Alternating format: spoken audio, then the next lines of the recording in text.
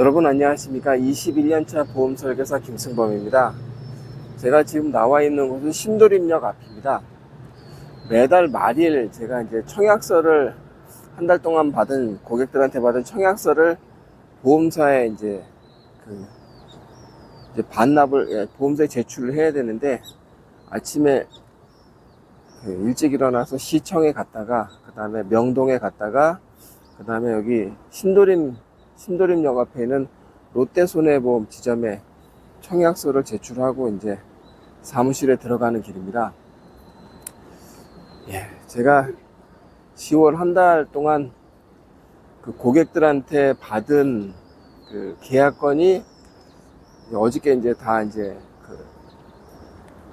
그 시야를 보니까 다 이제 덧셈해 보니까 51건이더라고요. 그래서 10월 달도 영업적으로는 괜찮은 달이었다고 생각되는데, 다음 달이 이제 11월 달 계약을 또 해야 되는데 11월 달은 어떻게 될지 잘 모르겠습니다. 또 사무실까지 걸어가면서 또 이제 10월 달에 있었던 이제 사건 사고들을 중심으로 제가 또 설명을 드리도록 하겠습니다. 네, 오늘 그 첫 번째 드릴 말씀은 그 10월 7일 날 이제 저한테 연락이 왔는데, 그분은 이제 그 남성분이시고 인천에 사시는데, 하시는 일은 이제 건설 현장에서 철근 일을 하시는 분입니다. 이제 배우자분도 있고 자녀도 있고요. 근데 이분이 그 지난 2023년 6월 달인가 이제 그 암 진단을 받으셨어요. 이제 골수암입니다. 골수암. 골수암은 잘 걸리는 암이 아닙니다. 골수암 환자가 뭐 흔한 게 아닙니다. 그래서 골수암 진단을 받고, 이분은 이제 뭐 암보험이든 실손보험이든 다 이제 저한테 보험을 가입을 하셨던 분입니다. 물론 이제 이분 친척들도 그렇고 이분 배우자분도 그렇고, 이분은 이제 보험이면 다 김승범한테 보험 가입해야 된다라고 생각하는 그 가족입니다. 그리고 이분 통해서 제가 소개받은 가족들도 많이 있고요. 이분이 이제 2023년 암 진단을 받았는데, 그 올해 이제 골수 이식, 이제 조혈모세포 이식 수술도 하신 거예요. 그리고 그 수술 결과가 상당히 좋았다고 저한테 얘기했습니다. 그리고 이제 제가 이제 좋은 보험 권해줘서 저 때문에 혜택을 많이 받다라고 하면서 식사도 같이 하자, 이제 이런 말씀까지 하시고, 그 올해 6월달 언제지? 한 8월달쯤에는 좀 만나서 식사도 좀 하자, 이런 말씀도 하셨던 분이에요. 그리고 수술이 잘 돼서 이제 운동도 시작을 했다고 이제 저한테 이제 말씀을 하셨던 분입니다. 그 배우자분하고도 제가 통화를 자주 합니다. 10월 7일날 이분은 이제 병원 갔다 오면 서류를 다 이제 그 집 아들이 스캔을 해서 저한테 쭉 이메일을 보내줍니다.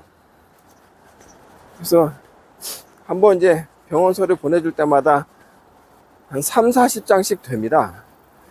그럼 제가 그거를 쭉 이제 확인해서 이제 보험사에 청구를 하는데, 아무래도 이제 암 환자다 보니까 병원 서류가 많죠. 그리고 간단한 병이 아니지 않습니까? 그래서 또 이제 병원에 갔다 오셨나 보다 하고 이제 그 보내준 이메일을 봤는데, 맨 끝장에 사망진단서라고 되어 있는 겁니다. 지금 여러분 보이시죠? 사망진단서. 2024년 10월 2일 사망한 걸로 되어 있습니다. 그래서 저도 너무 깜짝 놀란 겁니다. 이분이 불과 한두 달 전만 하더라도 이제 운동도 시작하고 조금 있으면 이제 일도 시작할 수 있겠다, 이런 희망을 갖고 계신 분인데 갑자기 돌아가신 겁니다. 저는 무슨 다쳤나? 교통사고 났나? 이제 그런 줄 알았습니다. 근데 그 사망 진단서를 보니까 다발성 장기 부전, 그 다음에 이제 호흡곤란.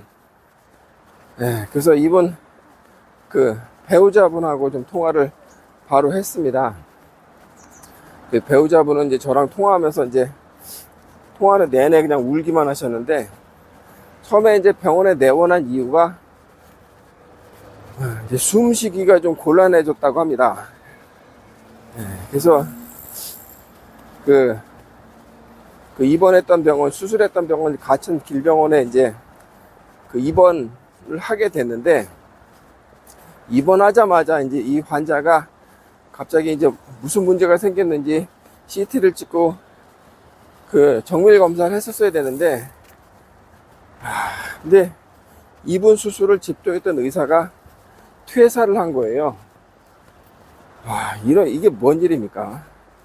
예. 그래서 이분의 어떤 그 환자 상태를 계속 추적해오던 의사가 퇴사한 겁니다. 퇴사. 병원에서 이제 그만뒀어요. 예. 지금 전문의들 같은 경우에도 병원에서 업무가 너무 많아가지고 지금 일하기 쉽지 않지 않습니까?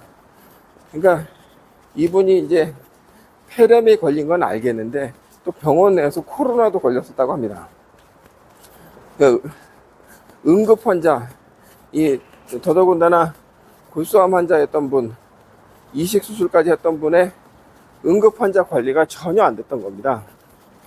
뭐 저는 그렇게 보입니다. 그 환자분의 가족분들도 그렇게 말씀하시고요.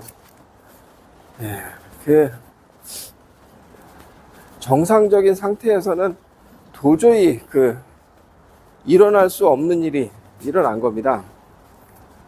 물론 이제 병원 서류 가지고 그게 응급 환자 관리가 제대로 됐냐 안 됐느니 말씀드리긴 그렇습니다만은, 그 진료비 상세 내역을 보고 그 처치한 내용을 보니까 그냥 입원한 상태에서 돌아가시기 3일 전에 CT 찍고 그냥 링거 주사 맞은 거 말고는 별다른 처치를 한 게 없어요. 네. 아니 도대체 그 호흡곤란을 느끼셨던 분한테 이런 치료밖에 할 수 없었나, 뭐 이런 생각이 들더라고요.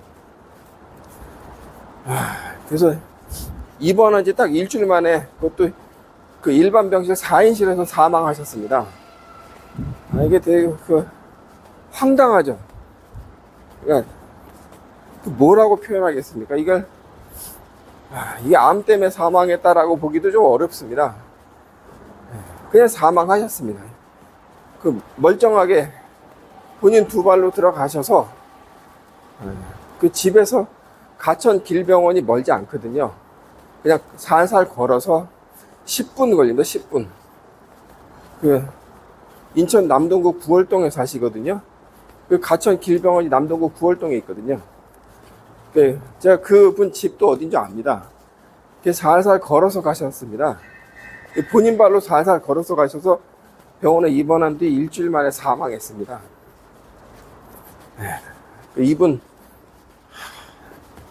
이분을 수술했던 의사는 당연히 없었고요.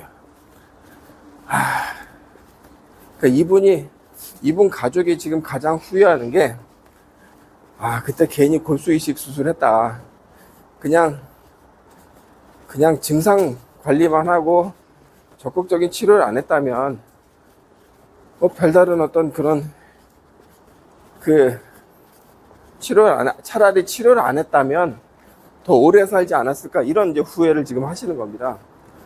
안타깝습니다. 나이도 지금 남성분 61살밖에 안 됐는데 한참 나이 아닙니까? 그리고 얼마 전까지, 2달 전까지만 해도 건강했단 말입니다. 체중이 쭉쭉 빠지거나 그런 것도 없었습니다. 그냥 갑작스럽게 일주일 만에 그것도 병원에서 중환자실에서 돌아가셨으면 그럴 수도 있겠거니 했는데 일반 병실 4인실에서 사망을 하셨습니다. 이미 그 사망 한 2, 3일 전에는 손도 쓸 수 없을 정도로 그렇게 갑작스럽게 사망한 거는 도저히 이해할 수가 없는데, 뭐 정상적일 때는 병원 상대로 뭐 소송을 한다든지 의료 소송을 한다든지 그것도 검토할 수 있겠습니다만은 지금 상황이 그런 상황이 아니지 않습니까? 병원은 특히 이제 대학병원 같은 경우는 많이 망가졌거든요.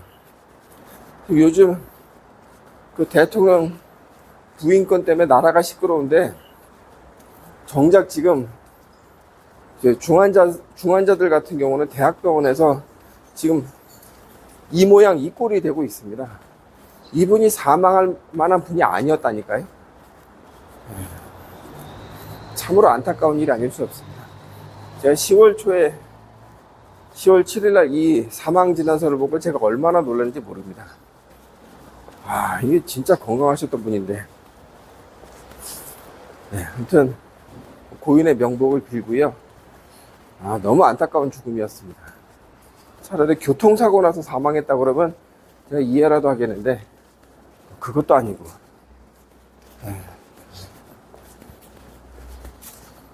그 응급환자가 조금만 더 잘했더라도 결코 일어날 수 없는 일이었습니다. 네. 첫 번째 이야기는 여기까지 하겠습니다.